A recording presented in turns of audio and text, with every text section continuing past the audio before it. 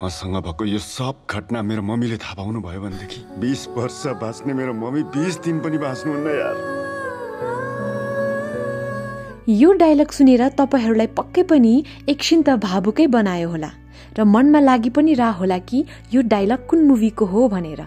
यो डायलग हो Nepali action movie कर्मको। यो मुभीमा हामीले मेन क्यारेक्टरको रूपमा एकदमै भर्सटाइल एक्टर विपिन कार्कीलाई देख्न पाउने भएका छौं भने उनी बाहेक अन्य कलाकारहरू जस्तै उपासना सिंह ठकुरी, मुकुन भुषाल र सरिता गिरी जस्ता अन्य कलाकारहरूलाई पनि देख्न पाउने भएका छौं।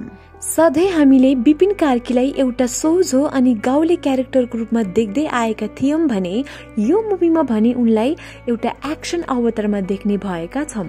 यो मुभी आउँदो चैत्र 29 गते हलहरूमा रिलिज हुने भएको छ र त्यही दिन अर्को दमदार नेपाली मुभी पितम्बर पनि रिलिज हुँदैछ, जुन मुभीमा हामीले 3 जना सुपरस्टार्सहरू दयाहाङ राई, सौगत मल्ल र प्रदीप खड्का जस्ता कलाकारहरूलाई एउटै फ्रेममा देख्नेछौं।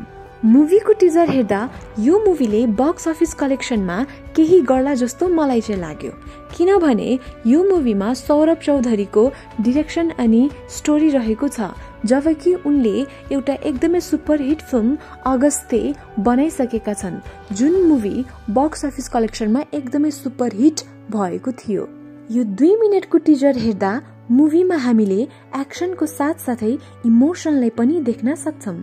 चैत्र 29 गते यी 2 दमदार एक्सन मुभी पितम्बर र कर्म मध्ये कुन मुभीले बाजी मार्छ त्यो भने हेर्न बाँकी नै छ।